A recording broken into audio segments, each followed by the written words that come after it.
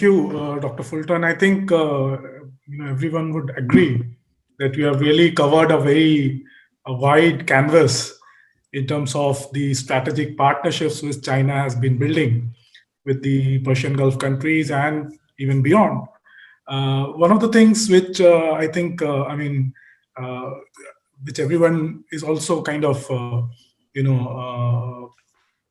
trying to understand is what exactly comes after, all these economic inroads which China has, kind of come across, partnership with UAE, Saudi Arabia, Iran, but the complex geopolitics which is, going on in the region, and obviously there is the U.S. factor and how the under the press under Trump administration, how this that status quo of strategic partnerships based on economic inroads has been disrupted to some extent. And from the Indian point of view also, if you look at it, a few months back, most of the discussion was whether India's relation with the Gulf countries should be in terms of cooperation with China or some sort of a competition with China, how to approach that. But in the last, with the developments in the last few months, things have really, the discourse in India has really changed. Sure. And, it has become very kind of polarized in terms of how to approach in terms, China and what are China's larger foreign policy goals, so on and so forth. And then there are also issues regarding China's nuclear cooperation with, for example, Saudi Arabia, especially in the context of post JCPOA, and how far that can kind of change the so-called the strategic partnerships, and how that shapes in terms of the the way China engages the Gulf countries. I think we have a lot of questions from all the participants. May I now take this opportunity to invite Ambassador Sanjay Singh, who is a former Secretary East in the Ministry of External Affairs in India, and he has served in Iran, and other countries in the region.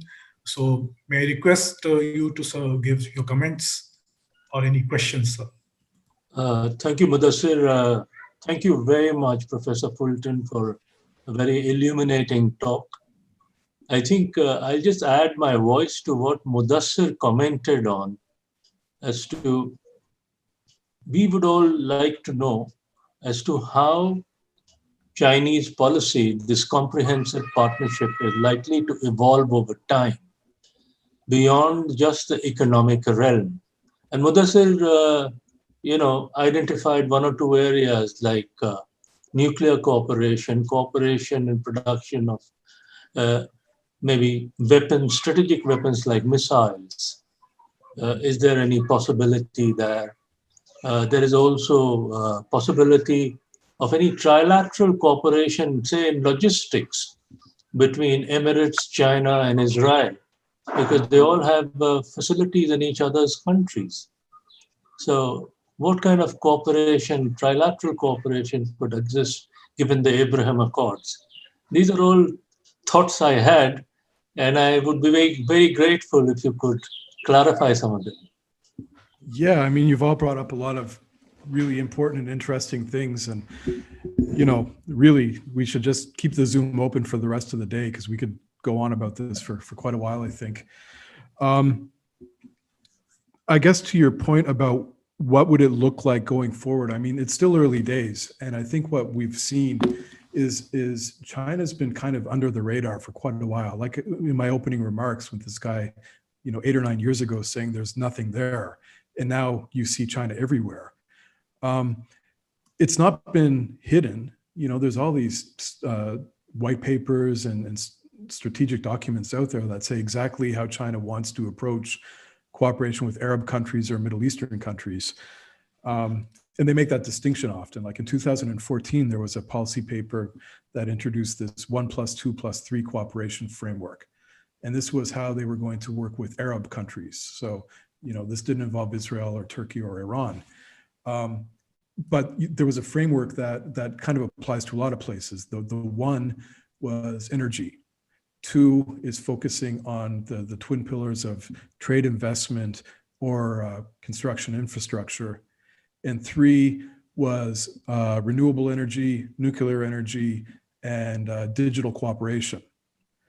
So China has told everybody, this is what we're going to be doing to develop our ties with these countries. And it didn't seem particularly contentious, right? The infrastructure stuff they're already doing. Trade, it's the biggest trading partner of most countries in the region. It became the biggest external source of FDI, I believe, in 2016. And of course, it's a tremendous appetite for energy. So all this stuff we expect. But what we've seen in the past 2 or 3 years, I guess, is, especially in Washington, folks have kind of caught on to the depth of what China's doing. And the digital and the nuclear portfolios have especially caused a lot of concern.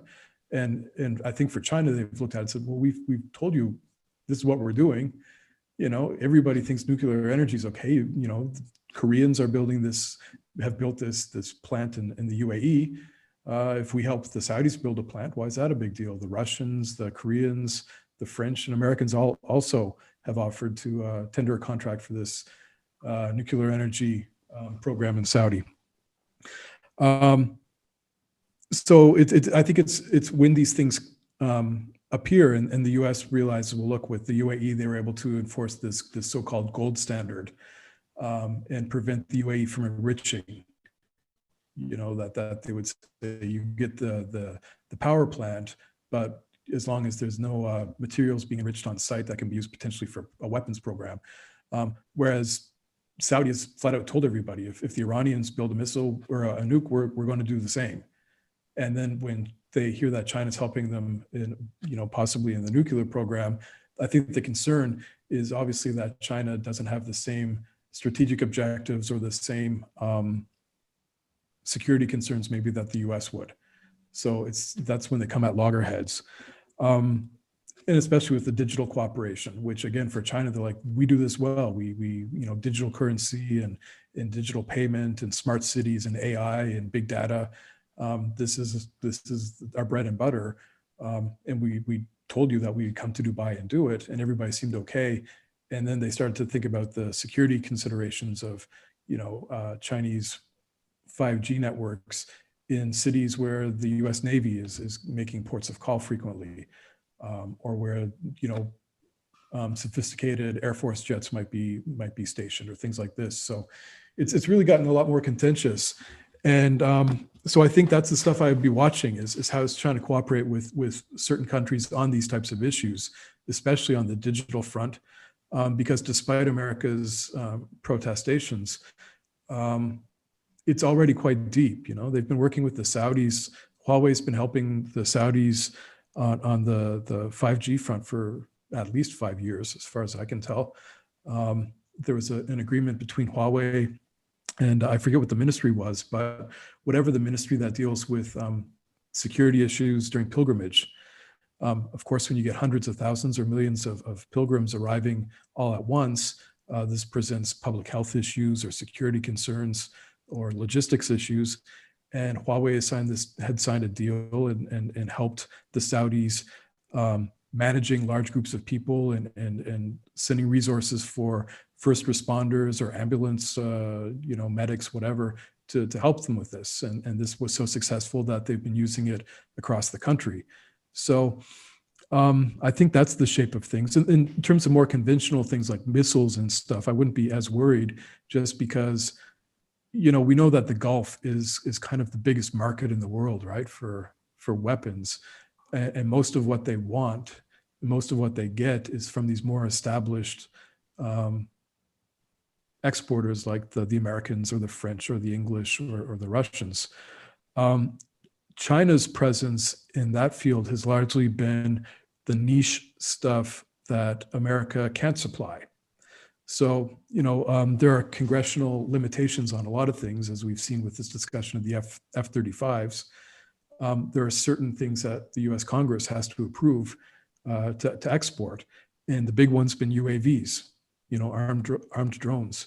The US just simply can't sell them unless Congress signs off on it.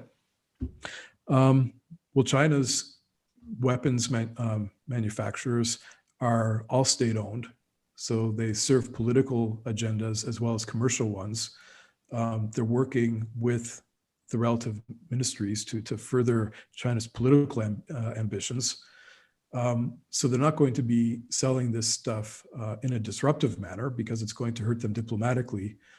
So what we've seen, again, is more of a status quo orientation. China set up this factory with the Saudis to manufacture UAVs and to manufacture, to service, to sell. And they're being sold to Iraq, to Jordan, to Egypt, and to the UAE as well. So this is something that these countries want. They're not able to get from the US. They can't get it from China, so they do. There have been things like ballistic missile sales in the past. That's actually the foundation of the China-Saudi diplomatic relationship. You know, that the Saudis bought a bunch of the Dongfeng ballistic missiles back in the 80s, and then almost immediately afterwards signed a diplomatic relationship. This, of course, got the Americans by surprise and the Israelis by surprise and made a lot of folks very nervous. But there was a second round of ballistic missile sales in 2007.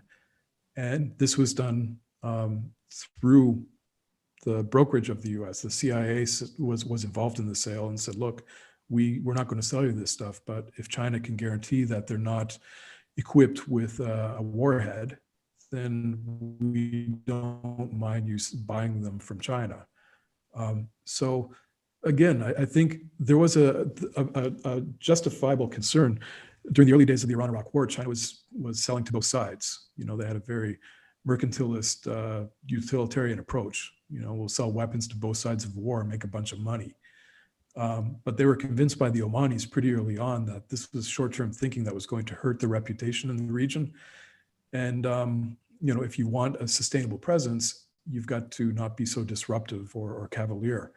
And, you know, they were able to convince China to sell to the preferred partner, which ended up being mostly to Iraq via Saudi. So I'd expect that to kind of be the shape of arms sales. The only other thing I bring up, and I'm sorry, I know I'm going on a long time. I'm a prof. It's like an occupational hazard. We don't know when to stop talking. Please go. But another thing I would watch is that in 2018, there's this China Arab States Cooperation Forum. There is no similar forum for China and Turkey or China and Iran. You know, they're working with the Arab states. It's the foreign ministers of all of the Arab League countries, and China's foreign minister meet every 2 years, and they kind of set they map out the next 5 years. In 2018, China's FM Wang Yi announced this terribly named initiative called the two-wing, what is it? Industrial Park Port Interconnectivity Two-Wing, Two-Wheel Approach. And what this is, besides a mouthful, was these projects we've been hearing about for a few years. You know, this Duqm project in Oman, or investment in the Khalifa port in Abu Dhabi, Djibouti, the support base that the People's Liberation Army Navy has commissioned. This created a framework to understand these, where China's investing in industrial parks and ports in these strategically located cities or regions that kind of bracket the Arabian Peninsula.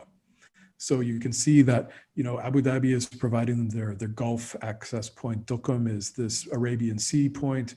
Djibouti, Jazan in Saudi, Ain Sokhna in Egypt, and Port Alexandria, or not Port Alexandria, sorry, Port, oh my God, my brain.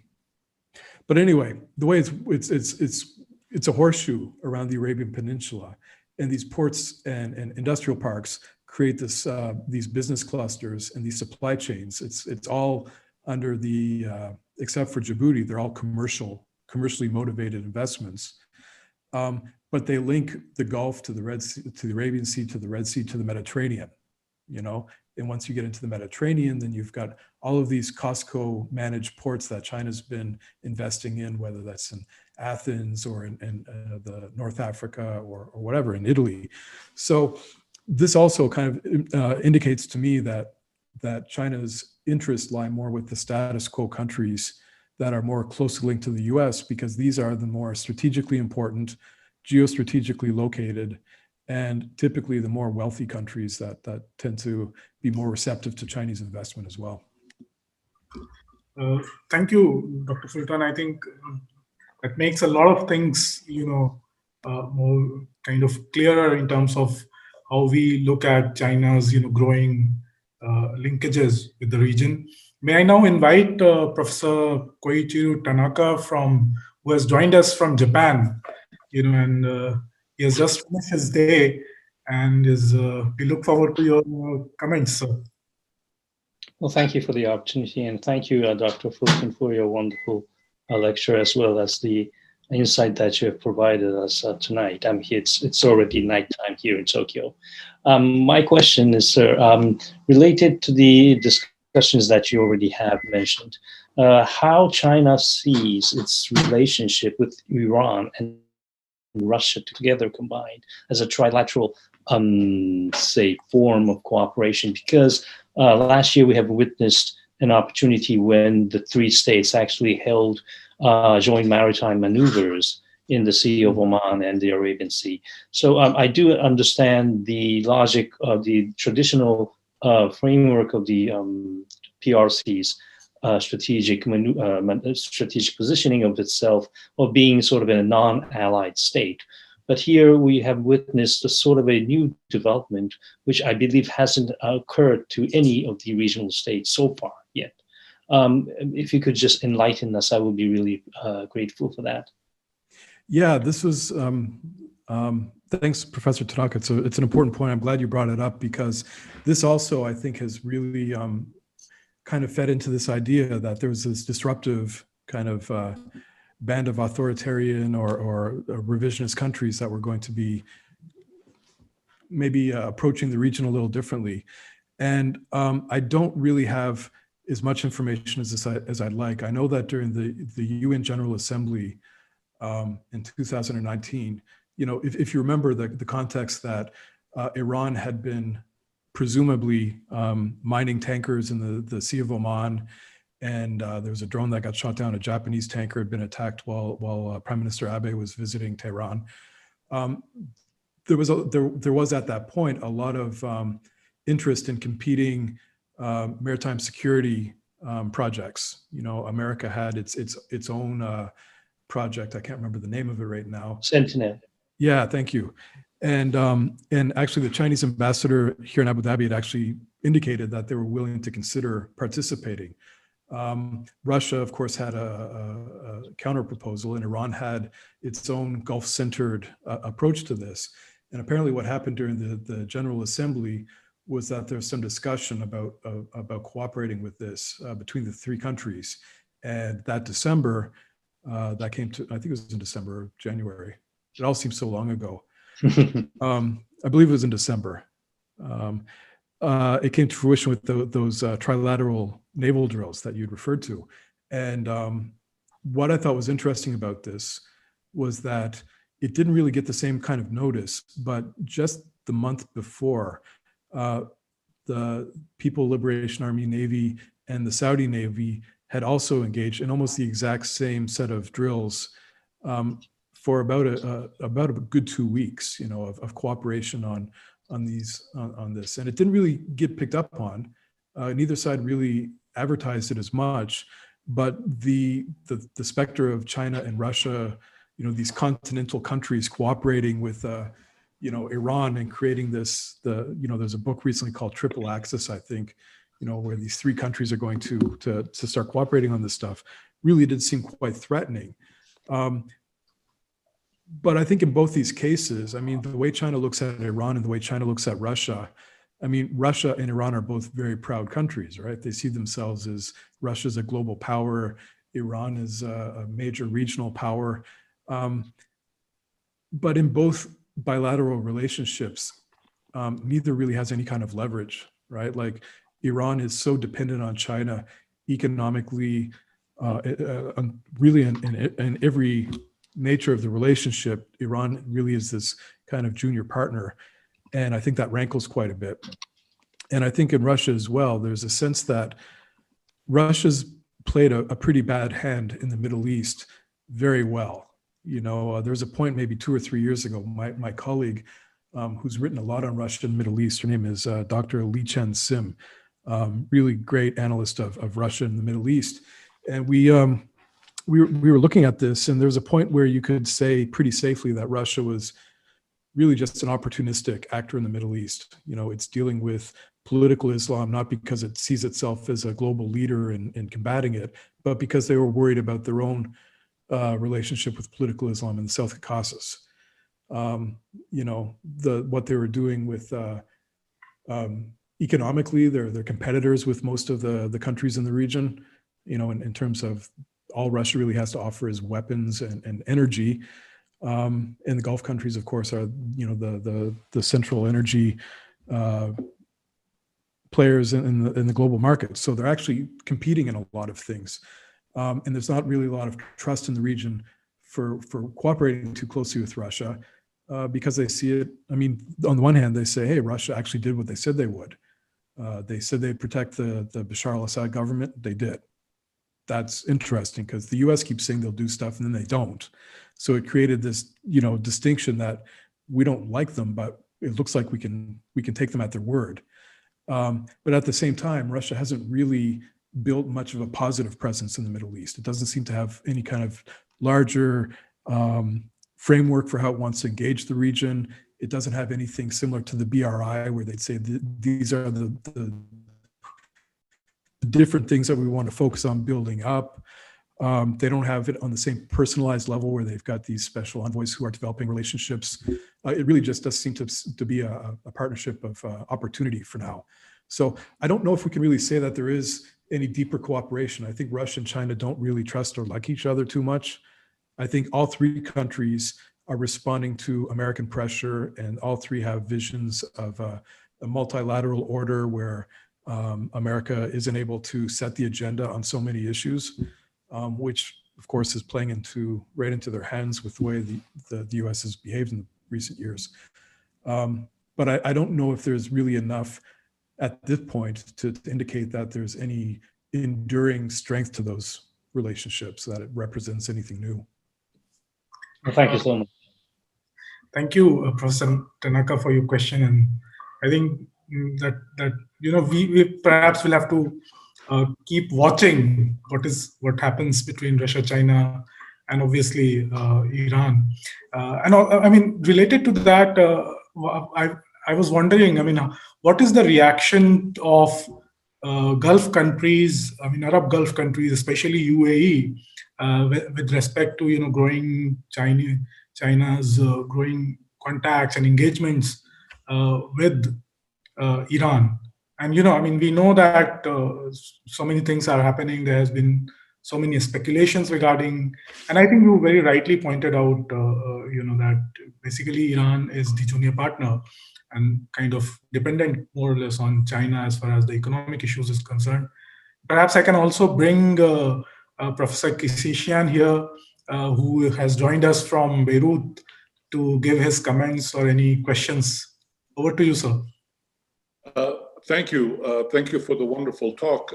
And my question has to do with Iran, but from a different angle as well. Now, we all know, of course, that China is a very great power. It has an ideology that is defined by pragmatism embedded in communism, which is a failed system, but somehow they make it work.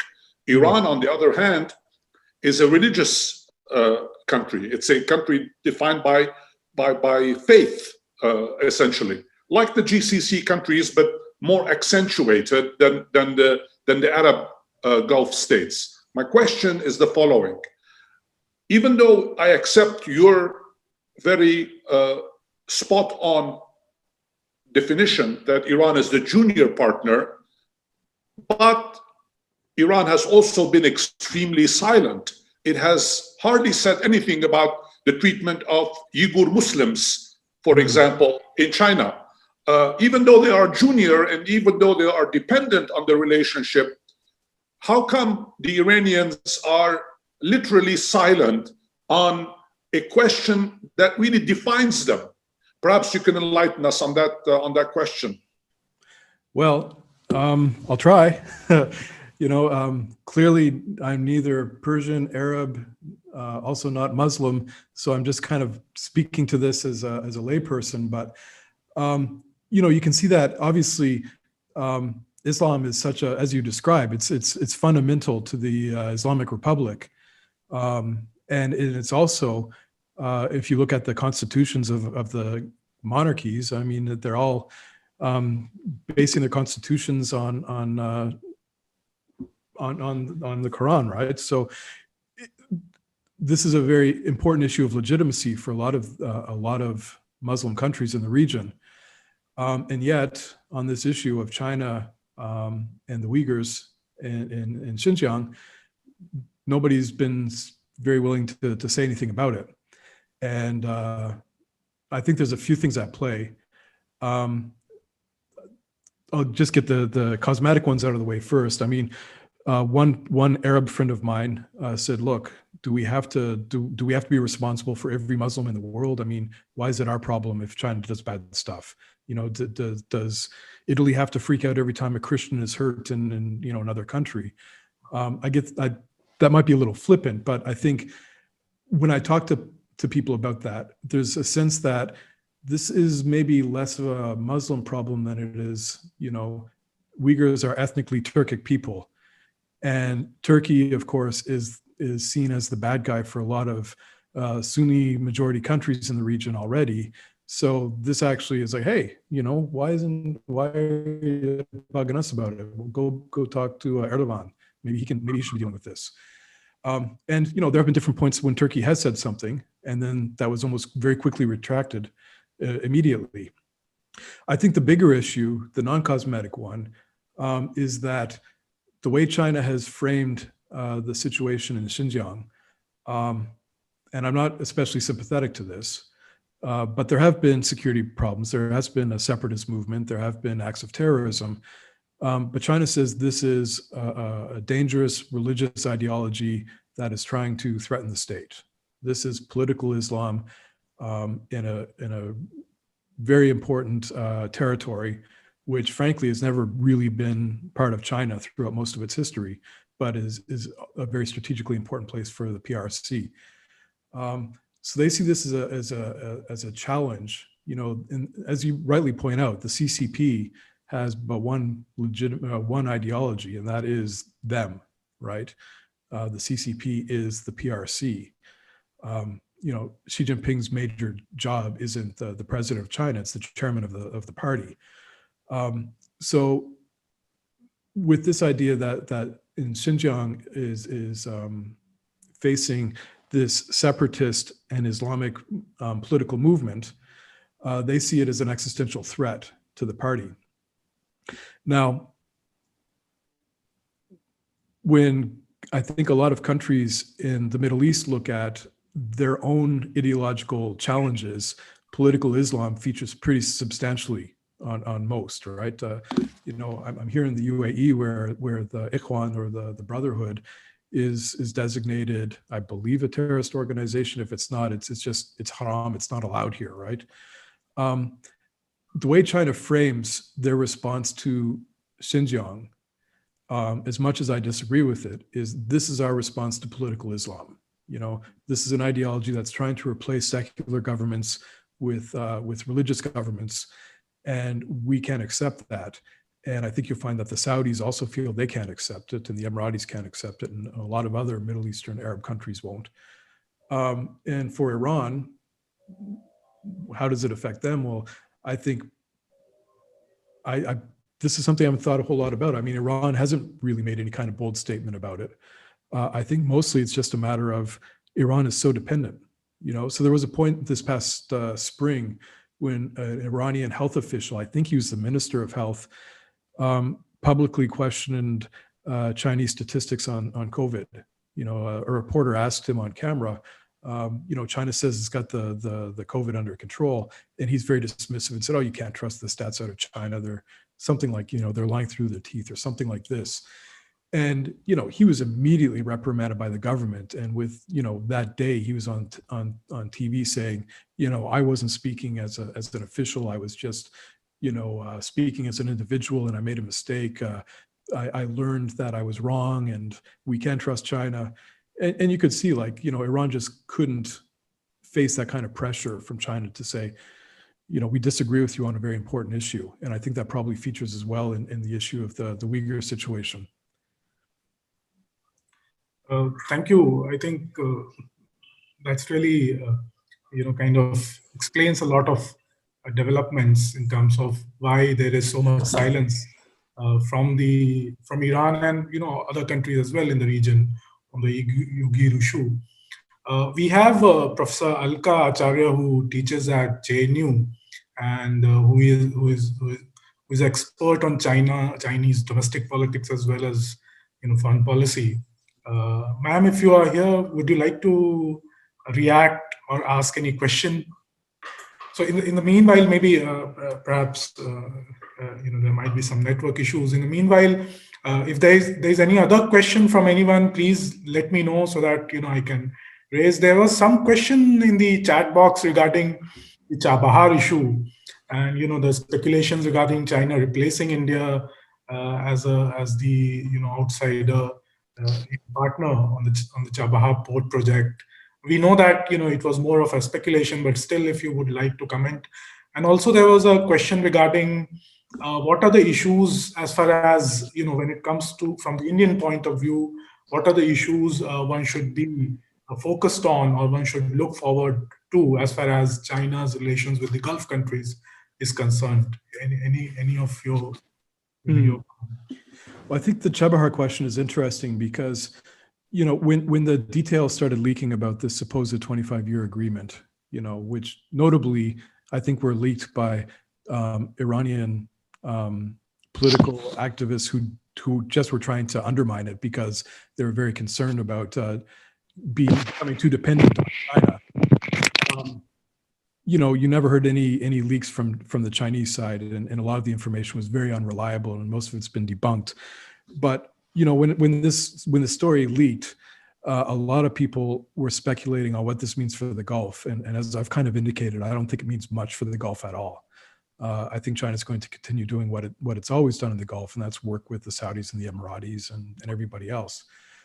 But from India's perspective, I would see this as a very serious concern. You know, if China and Iran were to develop that kind of a relationship, especially just seeing how China has been building this presence across the Indian Ocean region, you know, this to me would represent, if I were advising anybody in the Ministry of Foreign Affairs in New Delhi, I would say, hey, China's a big, obviously it's a big problem. I mean, we were watching what's happening in 2017 in Bhutan, and then what happened this past summer.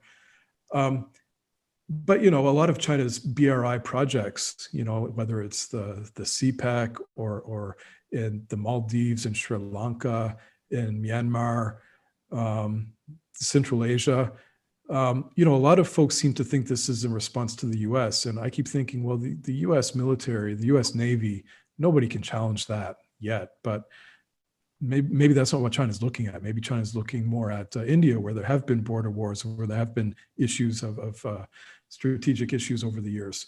And, you know, it seems kind of quiet, I think, because everybody's so focused on China-US as a great power competition. But I think really the more likely great power competition is between India and China. So Chabahar seems like it could be a really important issue if Iran were willing to do that, or if India were not willing to work around US sanctions and to try to develop that. I mean, the difference being, of course, Chabahar is just so strategically important for India, and for China, what does it accomplish? They've got Gwadar, they've got all the stuff they're doing all over the rest of the Gulf and the Arabian Peninsula. So the only real benefit, I could see from Beijing's perspective would be to, you know, limit Indian gains in an important theater. But I can't imagine, again, like for Iran, we have to remember, as you all know much better than me, I'm sure, The Islamic Republic of Iran has spent the past 40 odd years, fiercely defending its independence, against American hegemony or against the liberal international order or any number of things that threaten them. The last thing they want to do is say, okay, after doing this for 40 years, let's throw in our lot with China and let them boss us around.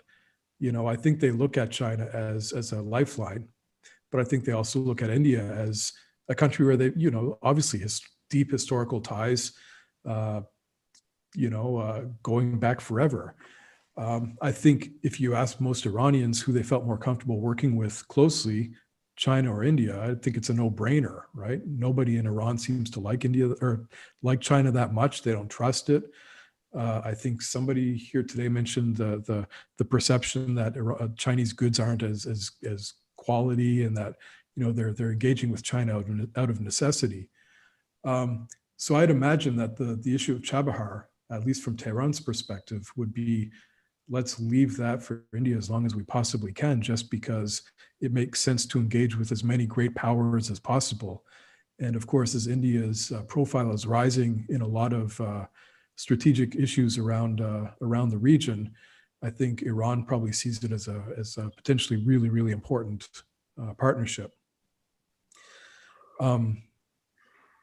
I would love to ask you guys about that, because I think the India-Iran stuff to me is really fascinating, and I'm just kind of starting to work my way around it. Thanks, Dr. Fulton. Actually, you're right. I mean, when it comes to India and the Gulf countries and China and the region, I mean, it's really fascinating, and there's so many debates and discussions going on in India on these issues. And I remember in 2018 when Prime Minister visited Oman, he signed a strategic agreement on the Duqm port, and there is a lot of speculation on that also. But I think we'll need another discussion, actually, a session on that.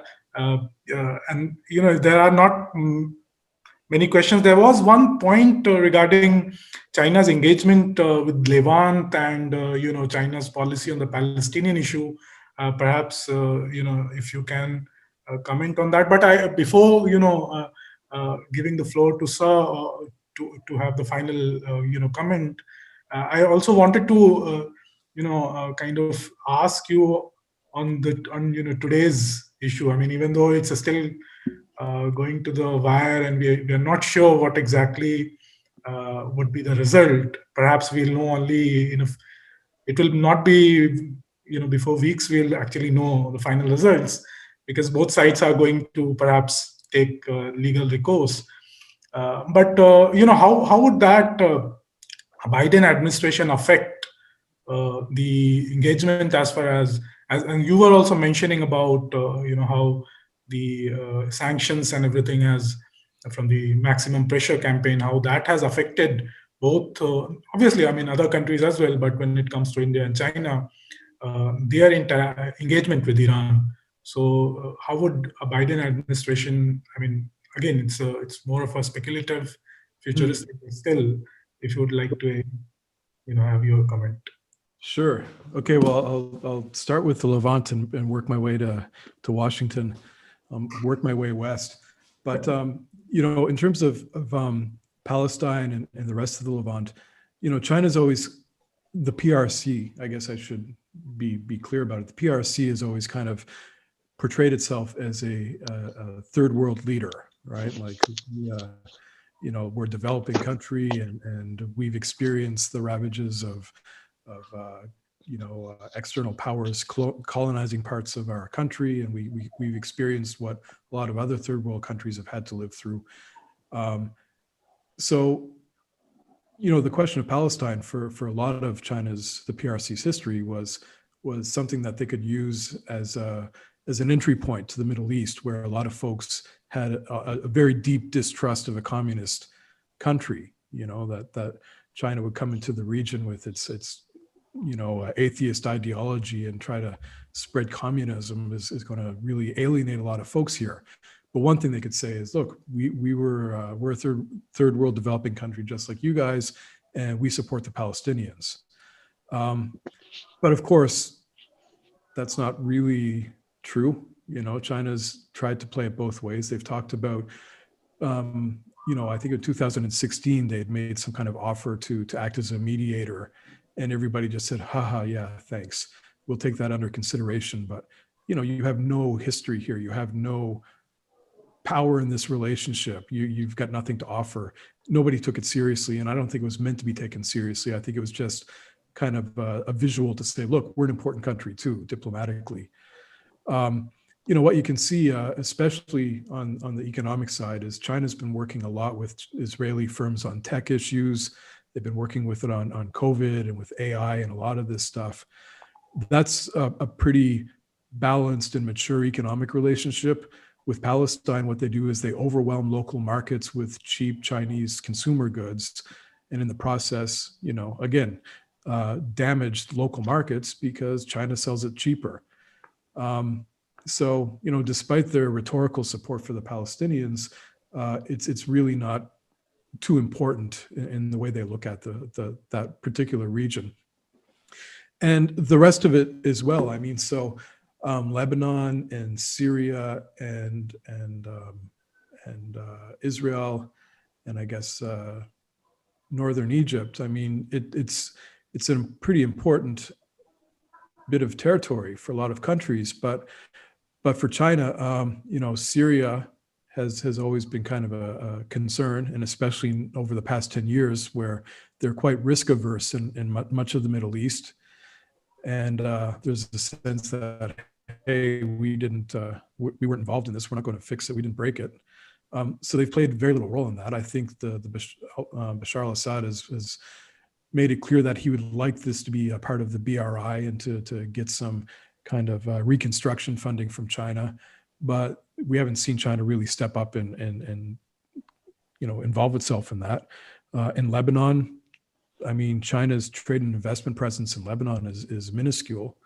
It's done very little. I think we saw over the summer, before the tragedy of the port, when we already saw a lot of the economic problems that Lebanon was facing, and China kept getting floated as a potential source of a bailout, or China's going to come in with all this money, because China's got all this money and they seem to just spend it and give it away easily.